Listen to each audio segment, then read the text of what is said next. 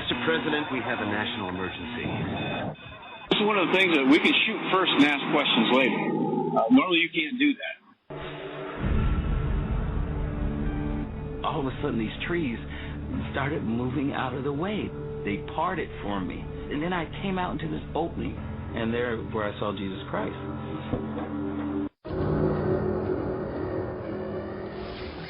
Back in 1927, an American socialist, Norman Thomas, 6 times candidate for president on the Socialist Party ticket, said the American people would never vote for socialism. But he said under the name of liberalism, the American people will adopt every fragment of the socialist program. He is more imminent. James Madison, in 1788, speaking to the Virginia Convention, said, "Since the general civilization of mankind, I believe there are more instances of the abridgment of the freedom of the people by gradual and silent encroachment of those in power than by violent and sudden usurpations." When men were free. Broadcasting live from a secret location buried deep below the earth, you're about to make a connection to the signs of the times. W. Dean Shook is live on the air right now. Good morning, Vietnam. Are you saying it's not Vietnam? Well, you haven't heard the news yet. I've got so much news today, it's not even funny, and most of this stuff is absolutely jaw-dropping. I want you to stay tuned for this. And I want to tell you that at the end of the news that I'm going to report, I want to take the last part of the program, which is probably going to be an extended program today. I want to take the last part of this and explain the purpose of End Time News. And I want to explain the purpose of why I do what I do. Why I seem to be just driven to dig up this news that the mainstream media is just running away from like their hair is on fire. So please, if you want to hear this explanation, I'd sure love for you to hear it. Stay tuned with me till the end. I want to start with something here first. Being reported out of New York, a George Soros-funded group is arguing to replace the U.S. passport with a North American passport, and it appears to be ready to take up the mantle of championing the concept of a European Union-style regional government to supersede the sovereignty of the United States, Mexico, and Canada. They're saying the future of the U.S. lies in North America, not in the United States as a sovereign nation. This, according to New America Foundation, a Washington-based leftist think tank with ties to Jonathan Soros, who's son of famed leftist billionaire George Soros. Appropriately named New America, the foundation believes the U.S. passport should soon become obsolete and replaced with a European-style passport issued for all citizens of the U.S., Mexico, and Canada. Citizens would be redefined by their regional identity as North Americans. United States, Canada, and Mexico are bound by a shared economic, environmental, demographic, and cultural density. How we move forward together is key to our success, wrote Andre Martinez, editor of New America and professor at Cronkite School of Journalism in Arizona State University. They went on to say, in recognition of our shared density, the three countries should create a North American passport that would, over time, allow their citizens to travel, work, invest, learn, and innovate anywhere in North America. Work and tourist and student visas are a necessity in a modern world to regulate the flow of people between sovereign states, and they say this would eliminate that need. No more America as a sovereign nation. How do you feel about that? Well, this would explain this extraordinary move to normalize relations with Cuba. Now, I would bet that Obama will do his very best to make sure America's sovereignty is gone by the end of his term. It's been a plan for a long time, and I've been telling you, this really ticks me off. I've been trying to warn people about this loss of American sovereignty for years. I've warned everybody about the North American Union for years. I've endured hate mail, being called all kinds of names, people telling me I shouldn't be spreading wild conspiracy theories. I put up with the vegan, pie-faced liberal arts graduate twerps who think they know it all insulting me because I tell the truth that they don't like. Well, as usual, I'm right and they're wrong. Again. I guess they can put that in their legal marijuana pipe and smoke it. And here's some more truth for you. Real free speech? Gone. Now I'm going to give you two stories here, just to make a point. And that is that the liberal progressives think we're not smart enough to see the massive hypocrisy in this. Listen to these two stories. There's a high school that holds a hijab day for students. The promotion says, Muslims will help girls exhibit modesty. A Sacramento, California high school scheduled a hijab day, celebrating Islamic law where Muslims help schoolgirls don the concealing headscarves. It was Natomas Pacific Pathways Prep High School, also known as MP3, where officials posted a notice that said, January 28, 2015, the hijab is a head covering worn by Muslim women as a symbol of modesty and their devotion to God. Girls, come to the library Wednesday morning. An MSA, that's a Muslim Student Association member, will assist you in putting on your hijab. You can bring any type of rectangular or square scarf that's bought at any store. If you don't have any scarves, they'll provide one for you to borrow for the day. It's outrageous primarily because it brought religion into a public school in a way that directly conflicts with the Establishment Clause of the First Amendment, which prohibits school-sponsored prayer and religious indoctrination. This is encouraging girls and women to wear hijabs for modesty is clearly an example of religious indoctrination. Can you imagine the public outrage if a Jewish student requested yarmulke day and all men and boys at the school were urged to wear a head covering for the type that Jewish men and boys wear?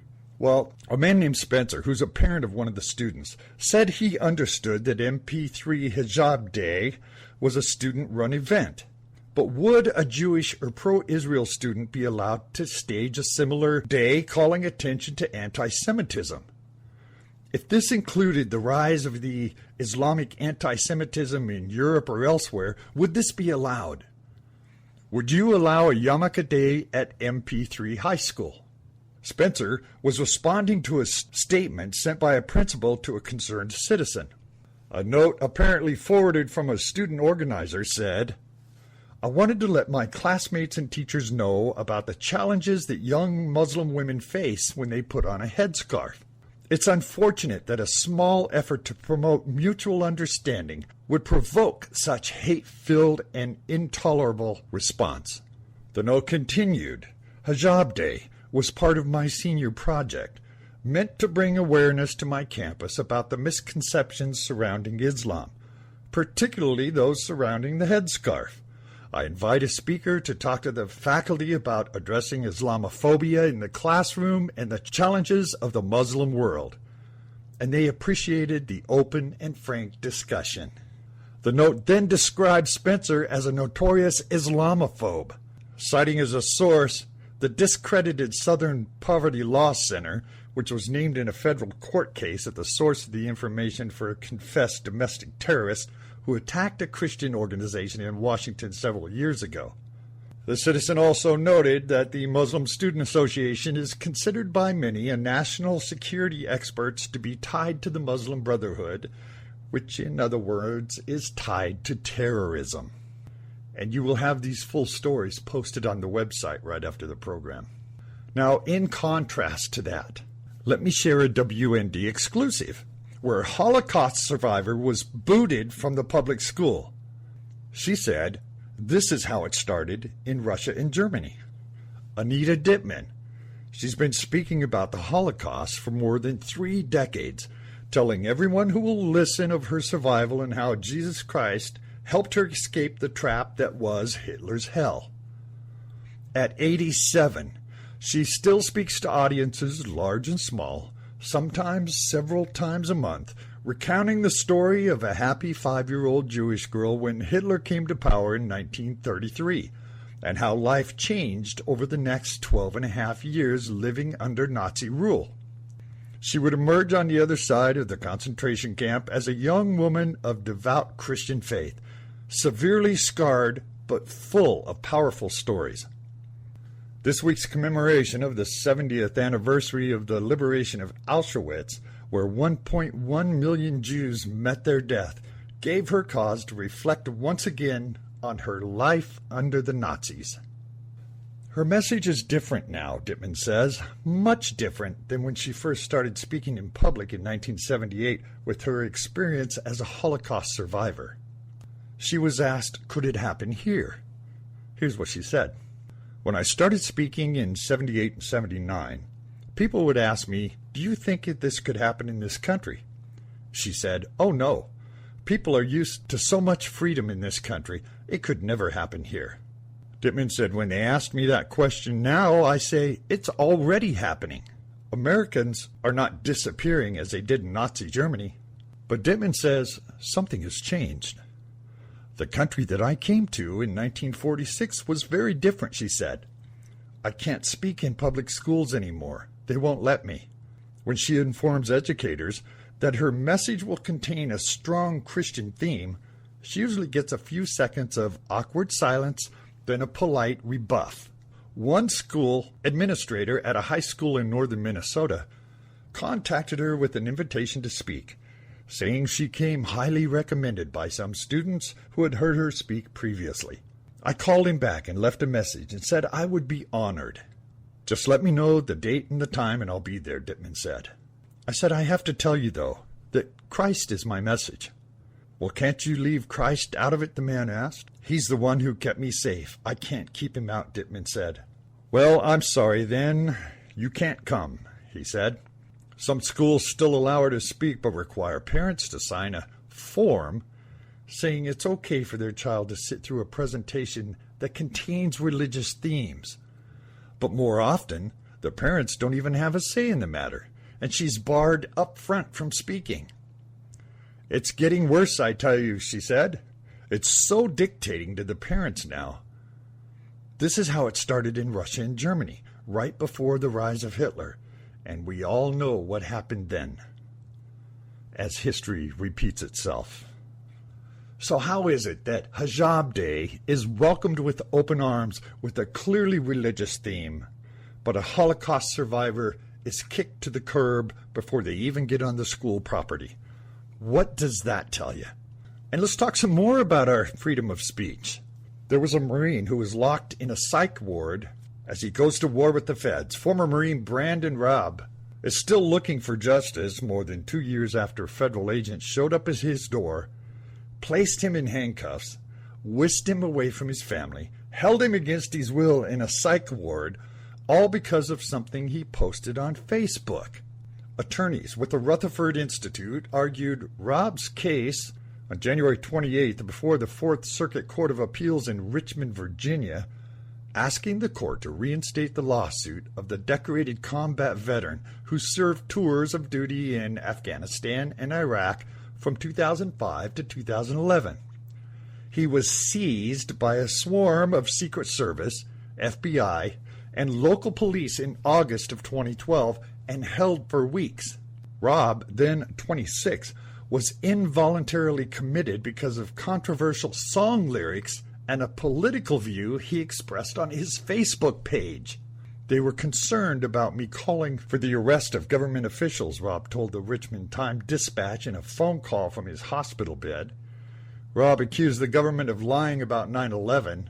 He spoke of starting a revolution, mere words, he had taken no steps toward carrying out, according to his attorney. Robb said he doesn't even own a gun.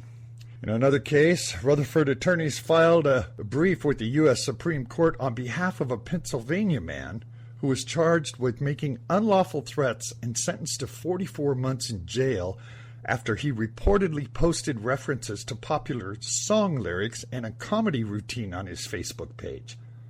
Not even his own words. While social media and the internet have become critical forums for individuals to freely share information and express their ideas, they have unfortunately also become tools for the government to monitor, control, and punish the populace for behavior and speech They may be controversial, but far from criminal, he said. And you'll get that full story also on the webpage at wdeanshook.com. But we're not stopping there. There's more. The words hope, stand with Rand, Christ is risen have been banned. They have banned these words. You want to talk about restrictions of freedom of speech?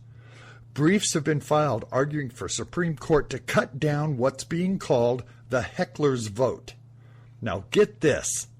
Legal teams and experts across the nation are arguing before the U.S. Supreme Court that the justices must step into a California school case and overrule what's being called this heckler's vote. This was established by a lower court to prevent phrases such as hope, stand with Rand, and Christ is risen. It was a 9th U.S. Circuit Court of Appeals ruling in a dispute over an American flag T-shirt and the Mexican Cinco de Mayo holiday that affirmed school officials can censor the passive speech of students, such as a message on a T-shirt, if someone else threatens violence because of it. American students shouldn't be censored just because government officials think someone might be offended, said senior legal counsel Jeremy Tedesco of the Alliance Defending Freedom, one of the legal teams filing friend of the court briefs in support of overturning the ruling. The Supreme Court has made it repeatedly clear the government cannot stifle speech on the basis that someone might consider it controversial, he said.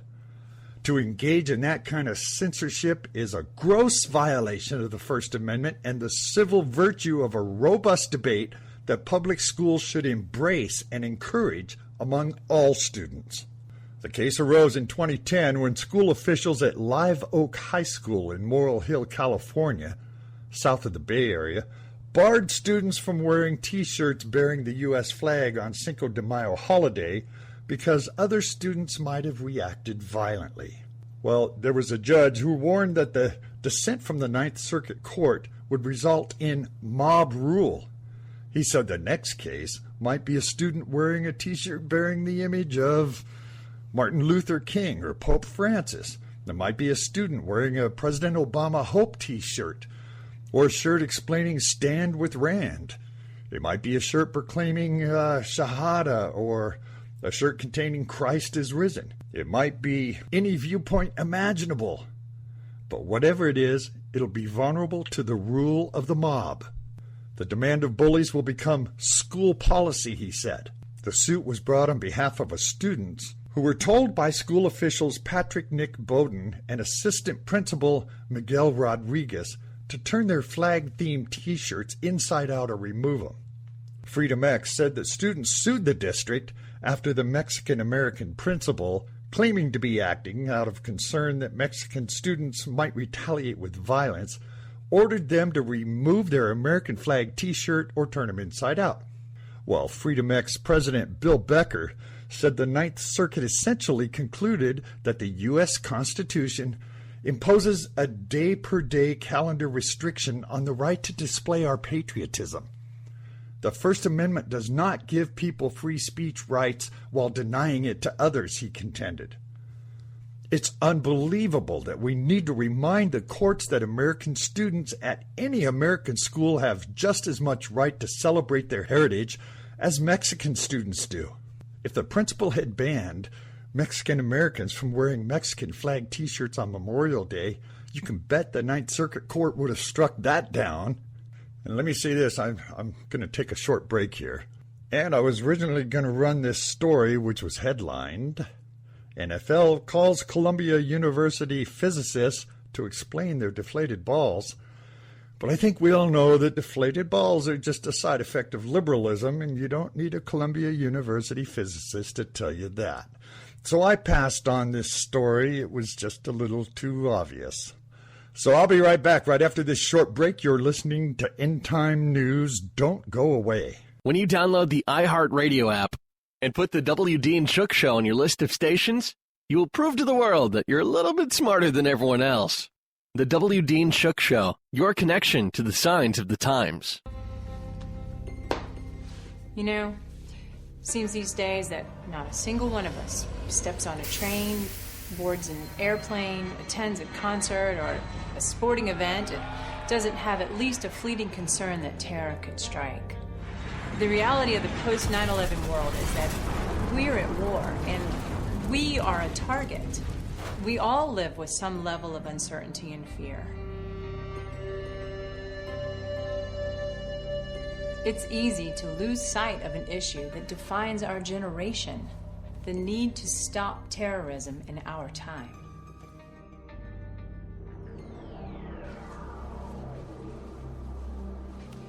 Our president apologizes for America, and he's made it clear that the era of American exceptionalism is over. He campaigned on closing Guantanamo and trying terrorists in civilian court. On his second day in office, he stopped enhanced interrogation and he closed down the black sites. You know, where we got the intel that ultimately led us to bin Laden. He has all but abandoned Israel despite the fact that Iran is the world's leading sponsor of terror, that openly calls for the annihilation of Israel, all while Iran develops a nuclear bomb that they recently announced could be delivered to U.S. targets via missiles developed during Obama's presidency, while he does nothing but talk. The question for every American is simply, are we safer?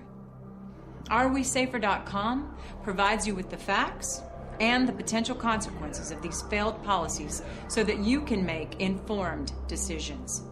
I mean, let's face it. If things don't change, everything will change. And we all hope that day never comes.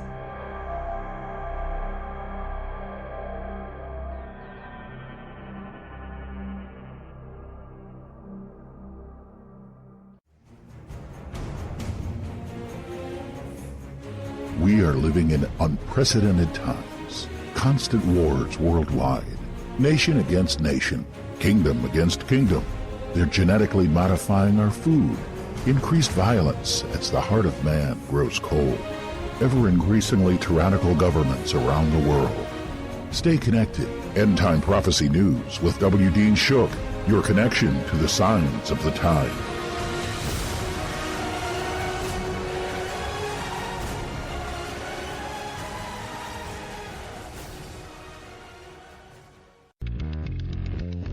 GoDaddy offers everything you need to make a name for yourself on the web, from domain names and website builders to complete e-commerce solutions.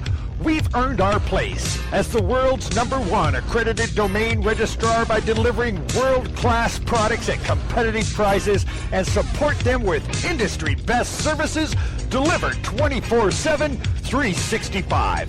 We're proud to serve our customers from locations around the world. Sign up now at wdeanshook.com and get your domain name as low as $5.99 a year. Sign up now at wdeanshook.com. Go, Daddy. Go, Daddy.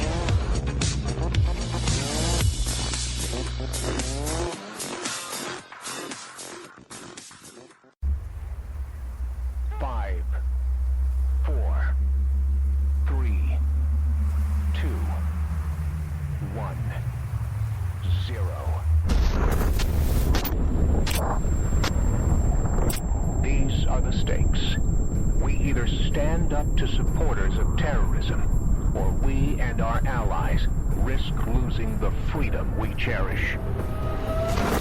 We must not let the jihadist government of Iran get a nuclear bomb.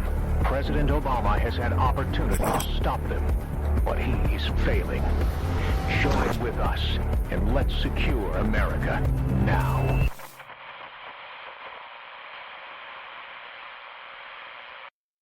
And we're back. Thank you for allowing me that break. I appreciate it very much. And now we're going to see what's happening on the illegal immigration front. Obama is blasted for a parallel government. This is reported by WND. Well, it seems the federal bureaucrats have handed out more than 5.5 million new work permits to aliens in the U.S. from 2009 to 2014. Beyond the number of new green cards and temporary worker admissions, according to a new report that accuses the Obama White House of setting up a shadow government program. This is a huge parallel immigration work authorization system outside the limits set by Congress that inevitably impacts opportunities for U.S. workers, damages the integrity of the immigration system, and encourages illegal immigration, said the report by Jessica Vaughn of the Center for Immigration Studies. So here's the deal. A huge number of work permits, 1.7 million, were issued to aliens whose status was unknown, not recorded by the adjudicator, not disclosed by the U.S. Citizenship and Immigration Service, the agency that processes these applications. This should be a concern. Work permits are gateway documents to driver's license and other benefits. If the government agency issuing them does not know or will not disclose how the bearer arrived at the country, how can others rely on the authenticity of an individual's identity? And it's equally disconcerting if the government does know and chooses not to disclose it. Obama has issued a series of presidential memos that defer deportation and offer privileges to several million illegals, effectively granting them amnesty, according to his critics. The National View reported the remarkable number of work permits granted by the federal government to law-breaking aliens better explains how all net job growth since 2007 has gone to immigrants. And the data shows that approximately 1,200 new work permits went to unlawful entrants who were denied asylum, were suspected of using fraudulent documentation, who were stowaways, or refused at the port of entry. Now, according to the CIS, more than 5.5 million new work permits were issued to aliens over those years, above and beyond the number of green cards and temporary worker admission in those years. CIS said 1.8 million new work permits were issued to illegal aliens with temporary visas or those who entered under the new visa waiver program. Of these, 1.2 million, 67%, had a visa status for which employment is not authorized by law. For example, more than 470,000 work permits were issued to aliens on tourist visas. 532,000 were issued to foreign students. More than 156,000 were issued to dependents of students and guest workers, all in categories not authorized for employment by law. And the report went on to say, in addition, 963,000 new work permits were issued to aliens who have been granted permanent status or have a status that will lead to a green card. These are primarily refugees, 418,000, fiancés of U.S. students, 164,000, and approved asylum applicants, 174,000. Goes on to say about 982,000 new work permits were issued in this time period to illegal aliens or aliens unqualified for admission. Of these, 957,000 were aliens who crossed the border illegally, that means they entered without inspection. Inexplicitly, 1,200 new work permits were issued to aliens who were denied asylum, suspected of using fraudulent documents. CIS said the number came from documents obtained under a Freedom of Information Act request. They said, I was astonished at the huge number of work permits that are being issued by the Obama administration outside the legal immigration system through executive discretion, especially at a time of high unemployment and stagnant wages. Vaughn, who's the director of policy studies at CIS, said in a statement, besides the effect of the American worker, it encourages and rewards more illegal immigration. Well, we already know from the first story that I reported that the whole idea is there is no more borders. We are all Americans. Mexico, America, Canada, Cuba. We are all Americans. Everyone is qualified to work. Well, here was a shocker from CNN. You remember President Obama just loves releasing these detainees from Guantanamo? Well, here's a report from CNN that says a U.S. suspected prisoner traded for Bergdahl has returned to the fight. Now, I thought they said that this wasn't going to happen. The U.S. military and intelligence community now suspects One of the 5 Taliban detainees released from Guantanamo Bay in return for Sergeant Bo Bergdahl in May of last year has attempted to return to militant activity from his current location in Qatar by making contact with suspected Taliban associates in Afghanistan. The development has led to an ongoing debate inside the administration about whether there's a new threat from this man and potentially the other 4. Here's a clip from that. We're going to begin with some breaking news in the world lead concerning the so-called Taliban 5. You may recall those are the 5 individuals that the Obama administration traded last year for captured American Sergeant Bo Bergdahl. We are now learning that at least one of these men has returned to a life of terrorism.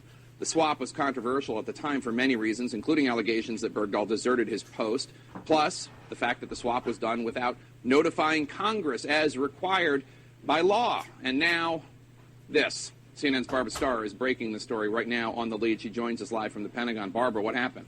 Good afternoon, Jake. Several U.S. officials now confirmed to me that they do indeed suspect that one of the 5 detainees has returned to militant activity. Here's what we know. The U.S.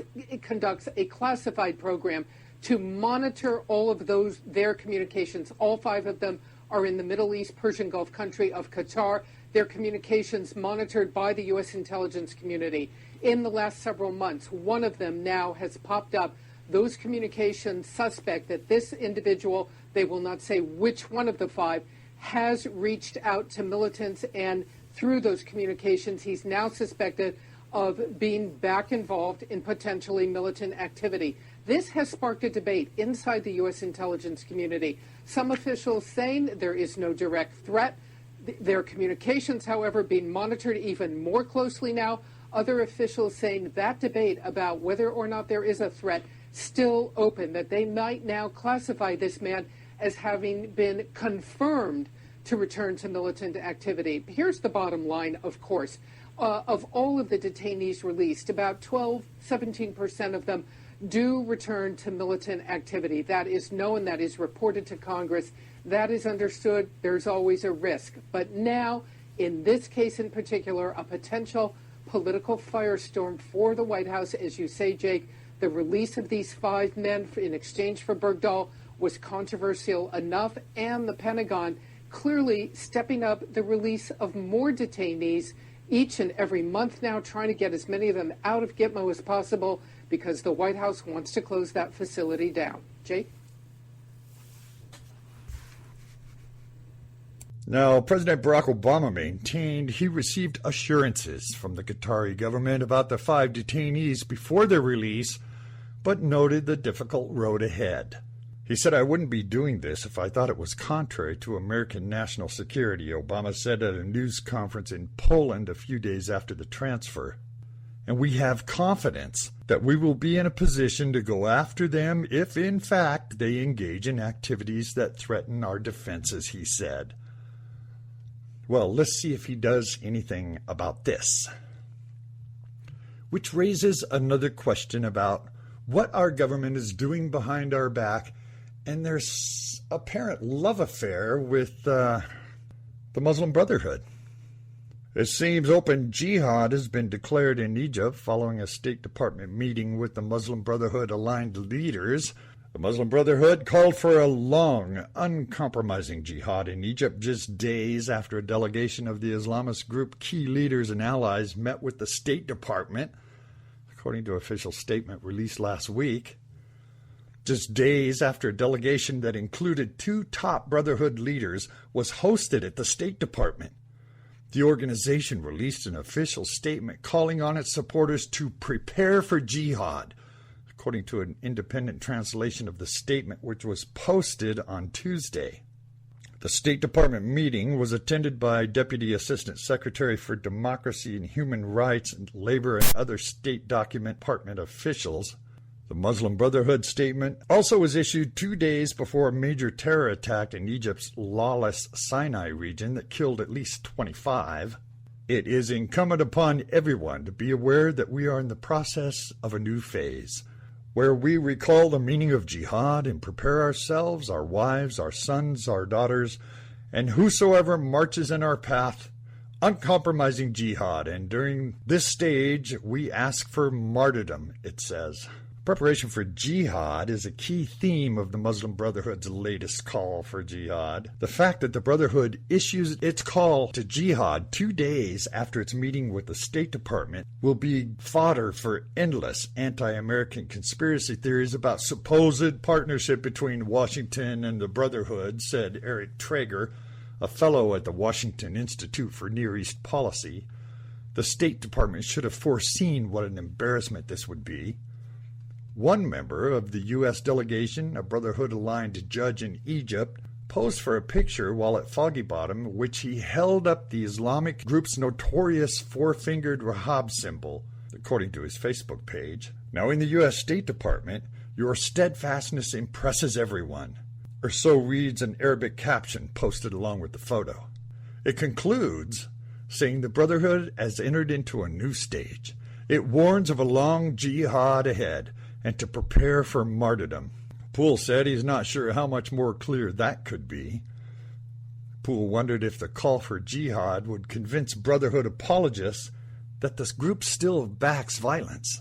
What remains to be seen is how this announcement will be received inside the Beltway, where the vast majority of the quote-unquote experts have repeatedly said the Brotherhood has abandoned its terrorist past, which it now clearly is reviving.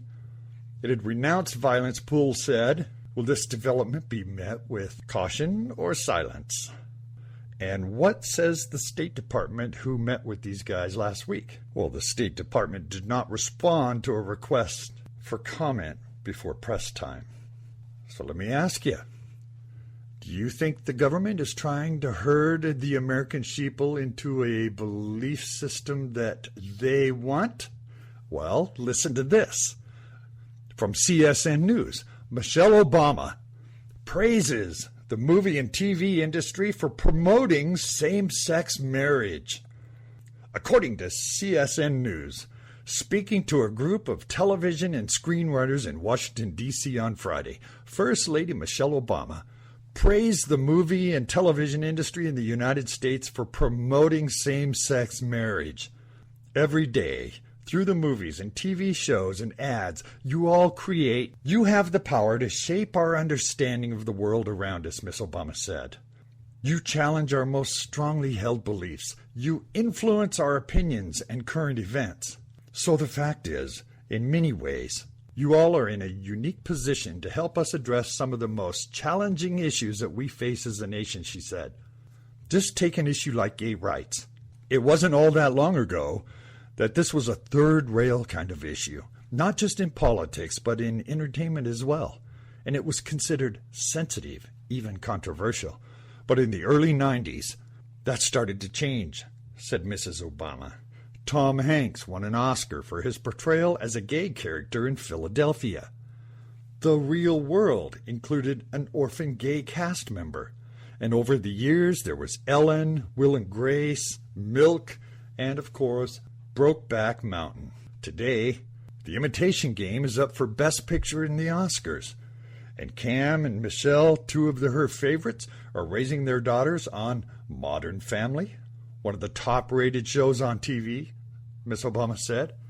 And at the same time, you've seen gay rights advance in real life as well. She said, as my husband said, we've seen gay marriage go from a wedge issue into a civil rights issue all across the country. And that's just one issue. Well, there you go. Are we being manipulated by the government and the liberal media who's in bed with this progressive agenda? And the sheeple are falling right in line. Tell me something here. How do you feel about being manipulated into thinking and accepting someone else's views? To be told, here is what you will think. Here is how you will react to what we want you to think. And we will bombard you with every aspect of your life until you think it. And if you disagree, we'll demonize you. We'll call you names. We'll slap ugly labels on you. You'll be shunned by society as a whole until you conform. And if you still resist, will take away your ability to express your hateful views and crush your attempt to use any other means to promote your hate. So sit down and shut up. Does anybody care about this anymore? We are being manipulated. I don't know about you, but that ticks me off. You know, even our politicians who are more worried about their jobs than actually representing the people who put them in office. Political is reporting this. Mike Huckabee, who says there's room in the GOP tent for gay marriage supporters. Really? There's room in the tent for Republicans who say gay marriage like Huckabee? The very fact that I talk about the relationships I have with my friends who are gay indicate that I'm not a person who shuts down everyone around me who disagrees with me, Huckabee said on CNN's State of the Union. Huckabee, however, is still opposed to gay marriage, saying it's a biblical issue, and that unless he gets a new version of scriptures, he won't evolve on the issue. Also responded to the results of a Bloomberg News Des Moines Register poll of prospective 2016 Republican. Huckabee came in at number 13, behind Scott Walker, 15, and Rand Paul at 14. He said it's a little too early to take too much into it, Huckabee said. Now, quite honestly, if I were at the top of the poll, I would tell you this is very significant. The fact is I'm not. Well, it's not as important as it seems to be. I mean, that's how the game is played. Well, let me say this. If it's a biblical issue and you're standing by the biblical issue, how can there be room for gay marriage supporters in your tent? How wishy-washy can you be? Oh, I see. That's how the game is played. And you, Mr. Huckabee, are playing the game, not standing on the issue. Thank you so much for your commitment. I guess he doesn't remember the part where Jesus said, because you are neither hot nor cold, but lukewarm, I will spit you out of my mouth. Mr. Huckabee Christian. Well, and on the same front, it seems, when it comes to Jeb Bush, his wife convinced him illegal immigration is an act of love. Former Florida governor and likely presidential candidate Jeb Bush's wife, Columba, was reportedly responsible for convincing him that illegal immigration is an act of love. Now, according to The Hill, Bush's wife, Columba, who is Mexican-born immigrant, steeped Jeb in Hispanic culture. Jeb's allies reportedly credit her with helping shape Jeb's act of love message on comprehensive immigration legislation. Well, last year, at an event at his father's presidential library in Texas, Bush made his infamous act of love remarks at a town hall event. He said, yes, they broke the law, but it's not a felony. Jeb Bush said of illegal immigrants, it's an act of love. It's an act of commitment to our family. I honestly think that this is a different kind of crime, that there should be a price paid, but it shouldn't rile people up that are actually coming to this country to provide for their families. In that interview, Bush, speaking specifically about visa overstayers, also said that a great country ought to know where those folks are and politely ask them to leave. Republican Insider reported the Bush's wife could be a touchstone for Jeb in the general election, rallying the Hispanic vote. So what's going on in our never-ending wars? Because we are in a never-ending war. Well, I've got a report from the UK Express that says things are heating up. A Russian bomber was intercepted over the channel last week carrying a nuclear missile designed to destroy Trident submarines. It emerged last night that a RAF Typhoon fighter jet was scrambled on Wednesday after two long-range Tu-95 Bear bombers were detected flying over the English Channel. The incident was last night described as yet another in a series of deliberately provocative measures by Vladimir Putin, which confirmed that NATO's status had moved firmly from rival to adversary. Sources within the Ministry of Defense last night revealed that one of the two long-range bombers was carrying at least one airdropped seek-and-find nuclear warhead missile designed to seek and destroy a Vanguard submarine. Both Prime Minister David Cameron and Defense Secretary Michael Fallon were alerted after a cockpit conversation confirming the bomber's nuclear payload were intercepted by a Norwegian military listening post and shared with the Ministry of Defense. They said the missile was not armed, and the aircraft crew would have required a direct order from Putin before making it live. But that doesn't answer the question, why would you put a nuclear missile on an airplane and fly it over the English Channel? Well, as things still continue to heat up, reported by Sputnik News, the U.S. President stated that the United States took part in the February 2014 coup in Ukraine, which installed pro-Western authorities. Moscow on February 1st reported by Sputnik, the United States took part in the February 2014 coup in Ukraine, which installed pro-Western authorities.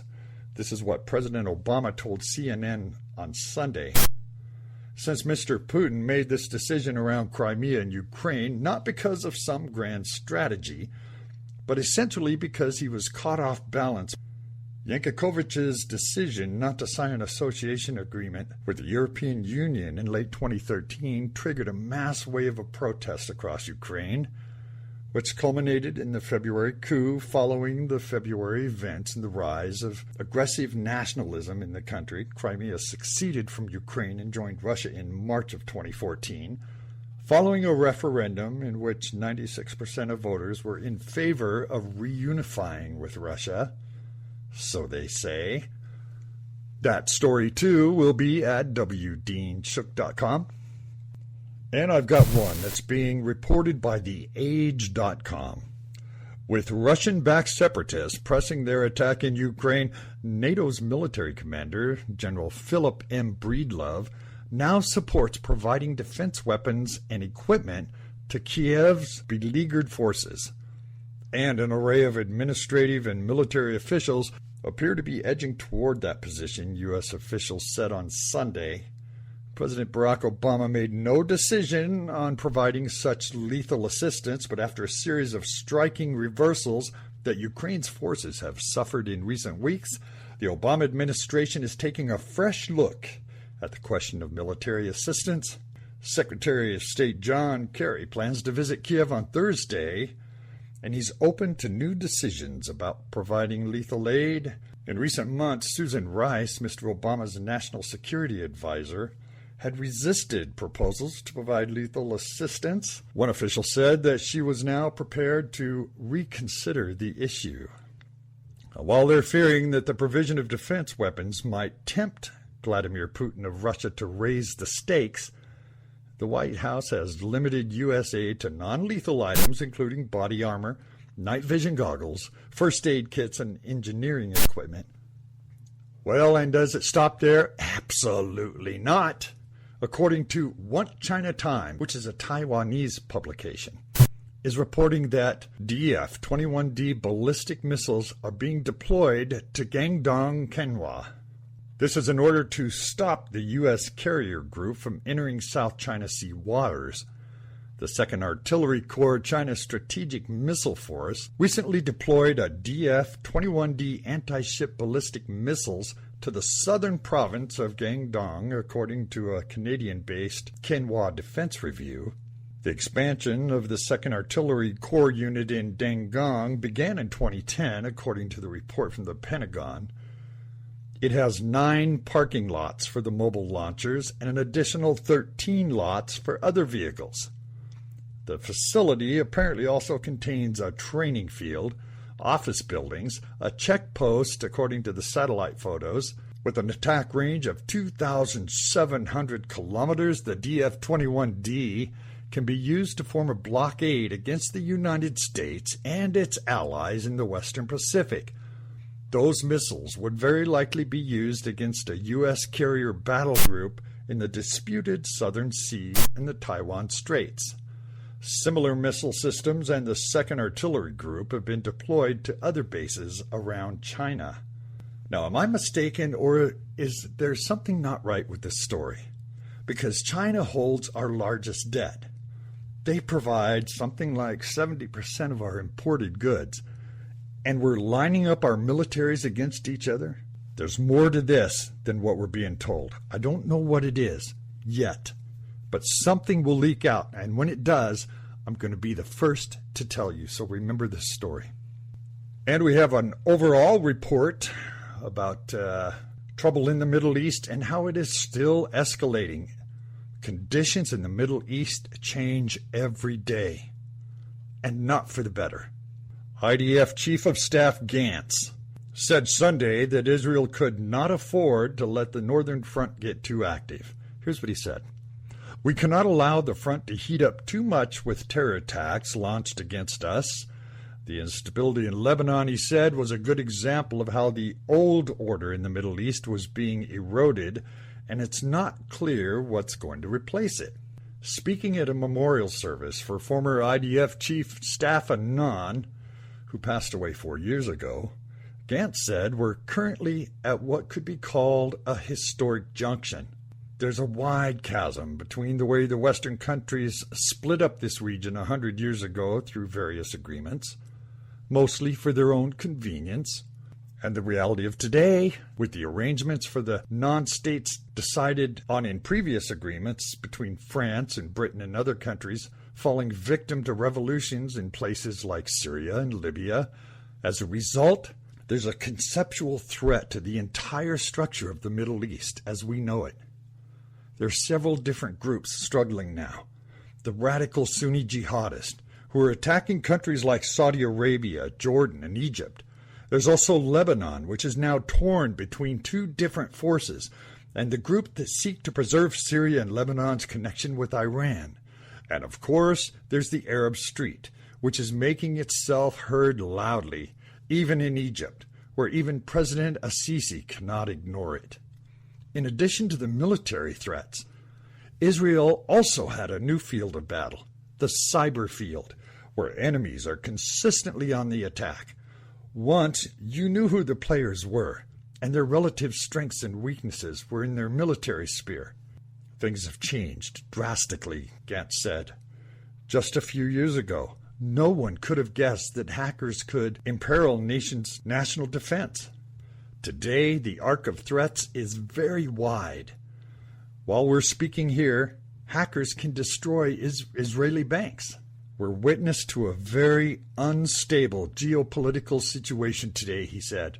There's no reason to believe what was and is will still be the same in another 5 years. Things are changing that fast, and not for the better. You know, I think what we're seeing here, not only in America, but around the world, is political correctness run amok. Is there no limit to political correctness? You know, it seems that this kind of stuff is coming up just willy-nilly. Well, let me say this. I want to take a couple minutes right now and define what end-time news is. What is the purpose? What is the goal? And why do I do this? Let me say, first of all, that I have a problem with being lied to. For some reason, it just has always just burned my butt when somebody lies to me. I just cannot tolerate it. So let me say this first off. People around the world believe people like Nostradamus, Kinsey, and a lot of other people in religions who have predicted what they call the end of the world, or the end of the age, or the end of life as we know it. And let me say this, you don't have to be a Christian to look at the prophecies of the end time that's in the Bible. Now, I know there's a lot of people who dismiss the Bible and what it says about the end times simply because it's the Bible. I know that. But if the Bible's getting it right, don't you think it would be worth looking to see what it says? So I want to take this time to clarify what end time news is, why I do what I do. So please, stick with me all the way through this. Look, we are surrounded by so many obvious signs that you'd have to be blind not to see them. Yet some can't even recognize them, even when it's called to their attention, especially with all the aids that we have, books, internet search, study, radio, television, iPhones. There's so many things. And here's what's really startling. Let me start with, there are two signs that are predicted by Daniel. And it says, in the time of the end.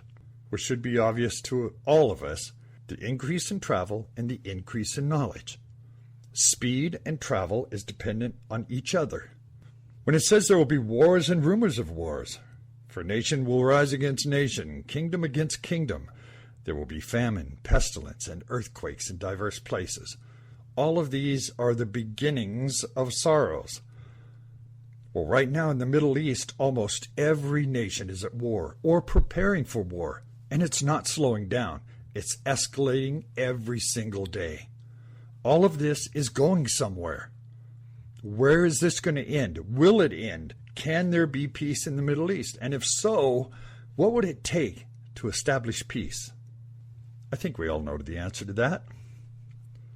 The second part of Matthew 24, verse 8, says there will be famines and pestilence, earthquakes.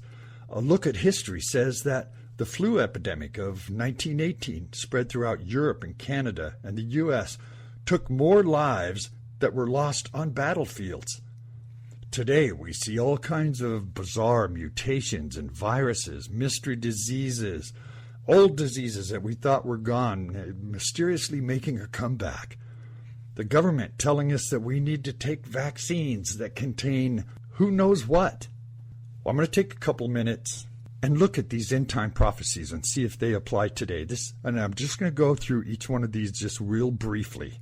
So stick with me on this. We're going to look at the end-time prophecies of rebellion against God, the worship of demons, idolatry, murder, drugs, sexual immorality, theft, selfishness, covetousness, boasters, proud, blasphemers, disobedient to parents, rebellion, unthankful, unholy, without natural affection, truce breakers, false accusers, incontinence, fears, despisers of what's good, traitors, heady and reckless, high-minded, lovers of pleasure, no power with God. I basically described it, didn't I? It's interesting to compare this list with one that was given by Paul in Colossians 3, where it mentions sexual immorality, impurity, lust, evil desires, and greed. It says, because of these, the wrath of God is coming, and already they're among the most dominant sins of our society today. And not just in America. I'm talking about us globally. You folks in the UK and Australia, in Western Europe, this applies to you too equally. Rebellion against God. Rebellion is a way of life today, both nationally and individually. Government, media, education, policy is relentlessly removing every vestige of America's heritage that relates to God, prayer, the Bible, Christian values. For over 50 years, faith in God and obedience to Him have been treated like viruses instead of a virtue. It's been treated as a national liability rather than an asset. And not just here.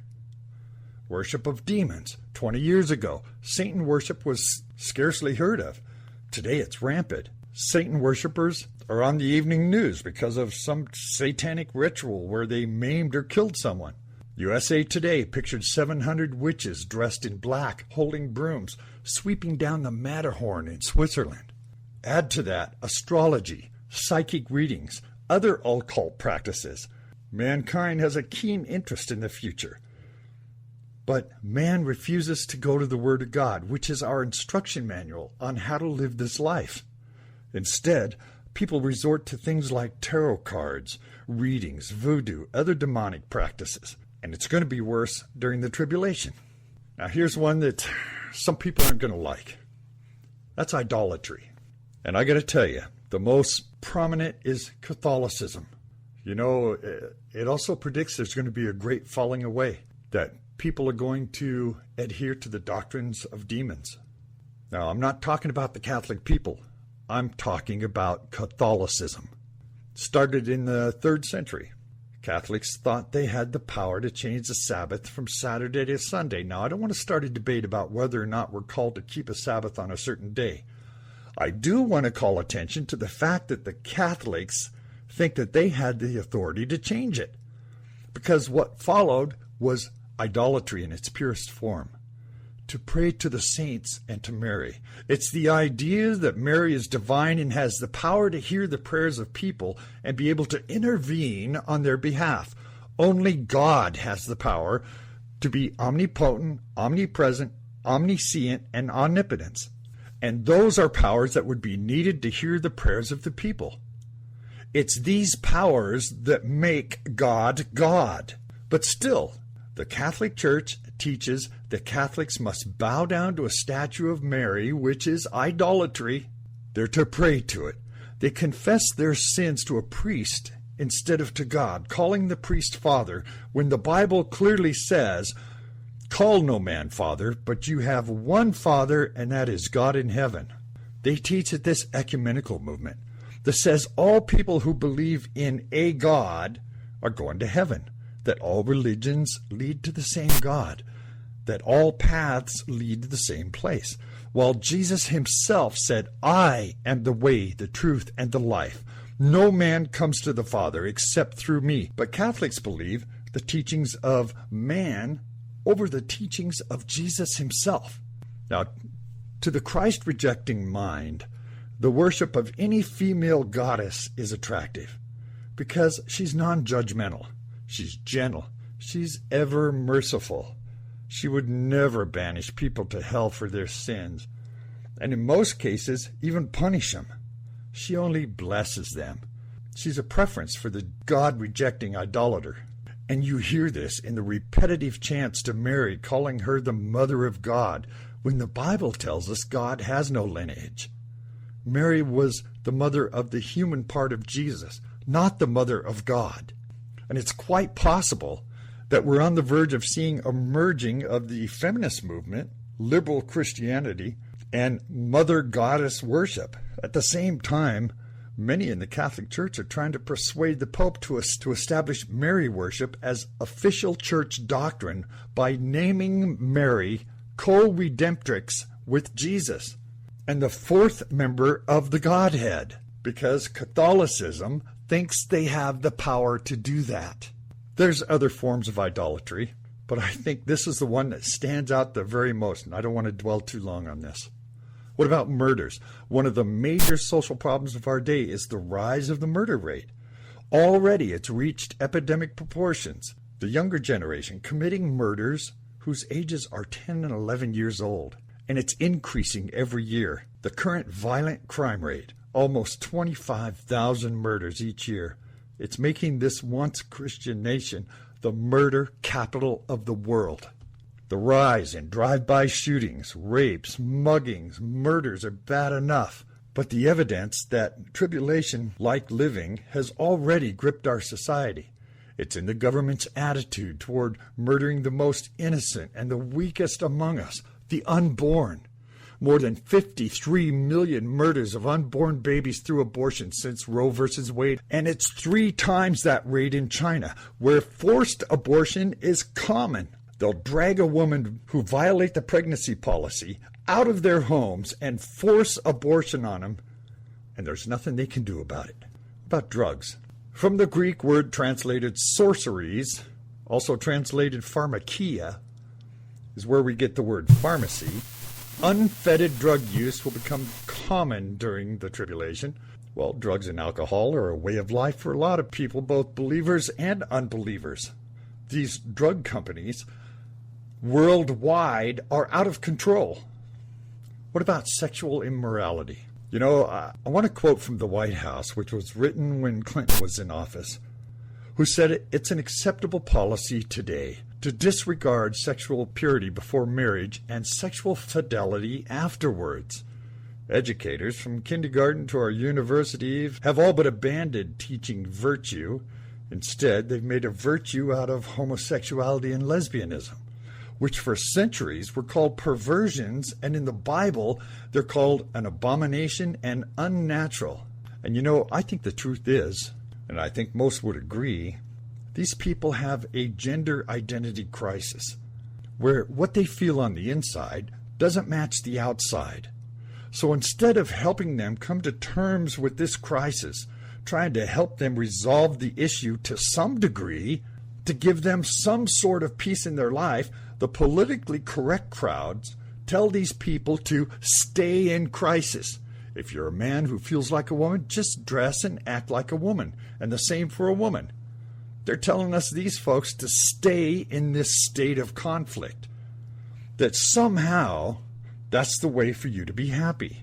And even some gays, both men and women, feel the same because they think it's the only solution, and that being in crisis is as good as it gets. And I'll tell you right now, it must be pure hell to be in that kind of crisis. And I don't care who says different. There can't be any real peace in your life when you're conflicted like that.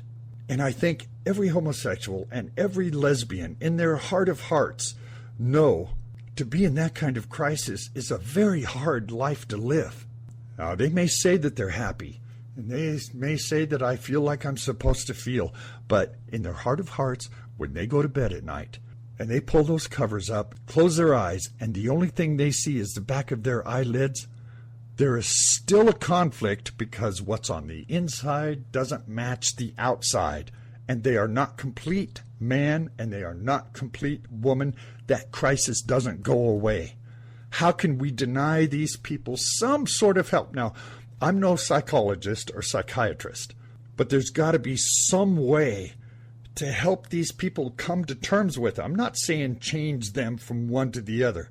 I'm saying help them come to terms with it. There's no reason why people should live in... No wonder they're always angry. My goodness. You know, the sexual revolution of the 60s, based on the perverted sex studies of Alfred Kinsey in the 50s, followed by the explicit sex education of the 70s and 80s, which was strengthened by the Supreme Court 1972 decision to transform pornography from an illegal business into being legally acceptable. $10 million a year trade in the 90s has turned the Western world into a sex-obsessed cesspool of immorality, just like what's described is going to happen in the tribulation. It's hard to believe that sexual immorality can get any worse than it already is, but it will. It's hard not to pick up a paper, watch a newscast, or read news on the internet where a teacher is not accused of having sex with a minor student. Both men and more, it's women who are doing this. What about theft? Gated communities, security systems. They're a way of life today. Why? Because of the rise of theft. Theft is with us today, and it will continue right through the tribulation.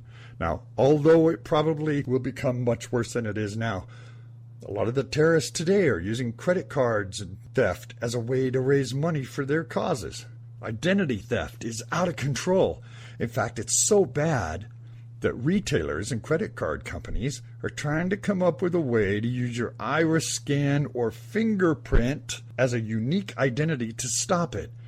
And if you think about that, that may very well be, I'm not saying it is, but it may very well be a forerunner to the mark of the beast, which says you will have a unique mark in your forehead or in your hand.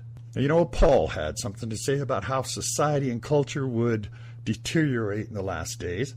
He said, but know this, that in the last day perilous times will come, for men will be lovers of themselves, lovers of money, boasters, proud, blasphemers, disobedient to parents, unthankful, unholy, unloving, unforgiving, slanderers, without self-control, brutal, despisers of good, traitors, headstrong, haughty, lovers of pleasures rather than lovers of God, having a form of godliness but denying the power thereof.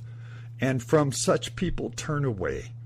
For of this sort are those who creep into households and make captives of gullible women loaded down with sins, led away by various lusts, always learning, never able to come to the knowledge of the truth. Now notice that these are characteristics of a society in free fall. These values have been a consistent part of Western culture ever since the First World War, and this gets worse day by day. Selfishness, covetousness, boasters, disobedient to parents. You know, let me say something about this disobedient to parents. Parents who are disobedient to God will raise children who are disobedient to their mothers and fathers. The rise in juvenile crime has reached epidemic proportions. Why? Because we're being told that the U.S. economy is doing so well. The fact is, both parents have to work to pay the bills and feed the family. This is a breakdown of the family. It used to be that a man could hold a job that would be enough to provide for his family, and the mother was able to stay home with the kids and do what moms do so well. They raised their kids to be respectful, hardworking, honest people who would contribute to society as an adult. These kids are now left to learn their morals and values through the indoctrination system of the public education system, things like movies and televisions and video games. Now, while these things in moderation may not be all bad, when it's the only factor that teaches our kids the ways of life, it's disastrous. What can we expect when we leave our kids to learn without guidance from loving parents who offer guidance like no one else can? We have become rebellious, unthankful, unholy, without natural affection. You know, when it comes to being without natural affection, I have to weigh in on this, because I think people are getting married for the wrong reasons. You're getting married for what somebody has or by the way they look. Both of those things change. If a man marries a woman because she has, let's say, attributes that he likes, in 20 years, gravity is going to take over, and those things are not going to be what they used to be. Then the man is uninterested and goes looking for that same thing again. It breaks the family. It breaks the marriage. These are not the reasons you get married. You don't marry someone because he has a good job, a lot of money, a nice car, and a big house. That can change.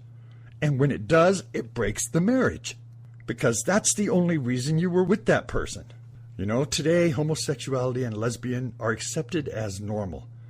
Promiscuity before and after marriages and divorces are said to be unrelated to integrity. Mothers have been known to abandon or drown their own children. Children have been known to kill their parents and then demand leniency from society because they're orphans. One unwed mother killed her own infant after giving birth in the bathroom. She stuffed the child in the trash can, then returned to the dance floor at her senior prom to dance the night away. We could call this decades of the death of natural affection. You know, Christians should be careful not to be drawn into these last day lifestyles. You know, just like in the days of Noah, most people won't even know. They won't understand the warnings of judgment. I can talk till I'm blue in the face, screaming the warnings of the end times. And people will listen, and they shake their heads, and they say, yeah, that's right. Then they go right back to the battle to survive, and they don't do anything about anything. It's now considered to be a hate crime to warn or speak against homosexuality. Discrimination against homosexuality in a job selection or dismissal is a violation of the law. If you refuse to rent your home to a homosexual couple, you're a lawbreaker. The secular world has turned the sexual law of God upside down. A few years ago, the American Psychological Association considered homosexuality a mental deficiency. Now the APA has endorsed it and proposed that their members no longer urge homosexuals to change their lifestyles. We've come to the place where officials demand that any sexual urge be permitted, regardless of its effects on marriage, the home, children, or the human body. To them, anything that contributes to reducing the population is good. The moral conditions spoken of in the book of Revelation are already here. We're living in days like those of Noah and Lot, the same kind of days that brought God's judgment last time. You know, the fact that there was a flood proves that God really does judge sinful man. There's a good reason to believe he's going to come and judge the world. If man accepts the reality of the flood, he must accept the likelihood of Christ's second coming. To demonstrate this point, Peter reached back into history. With a superb logic, developed a line of reasoning too deep for some of the best educated minds of our day. He highlighted 5 major historical events. Creation, God was the originator of all things, including man. The fall of man, when man chooses to disobey and fall from innocence into death, disease, and human misery. Man's iniquity had reached such depth that God destroyed all but 8 people in that flood. What is our moral holocaust? It's the attitude that morals are no longer a big deal. This thinking is the near-death virtue. It's the death of a moral standard to live by, and we see it in millions of fatherless children and in millions of disease-plagued youth, along like the moral conditions described by the New Testament for the coming tribulation. In fact, today's moral holocaust, based as it is on evolutionary philosophy that rejects God, it rejects creation, moral absolutes, exactly fulfills the signs of the end-time moral conditions. Let me make something very clear here. Over the course of history, ever since the time of Christ, people have been saying the time is now. People throughout history have done things like sold off all of their belongings. They put on white robes and sit on some mountaintop, claiming that now was the time of his return. People have also set dates. Then it wouldn't happen. History is full of these people. However, at no time in human history have so many one-time event prophecies come to pass. This is truly a time in Bible prophecy like no other. So I bring you the day-to-day news. And if you reflect back on the prophecies to look for, I give you, the listener, the opportunity to open your instruction manual, the Bible. See for yourself if this is the time. This is where I get the phrase, your connection to the signs of the times. When our announcer says, end time news, your connection to the signs of the times, that's what it means. I'm bringing you the signs of the times. Are you intelligent enough, open-minded enough to see and recognize the signs of the times? Well, thank you for allowing me to clarify the goal of End Time News. And while I encourage all listeners to tune into the update to hear the news you can't hear anywhere else, know that there's a reason, a purpose. There's a purpose for the news that matters to everyone of all faiths and even to people of no faith. I encourage everyone, whether you believe in anything or not, if you want to hear the truth in the news, the stuff that the powers that be don't want you to hear, this is the place to get it. Thank you. I'm W. Dean Shook, and I'll see you on our next update. You can get these full stories and more at WDeanShook.com. That's WDeanShook.com.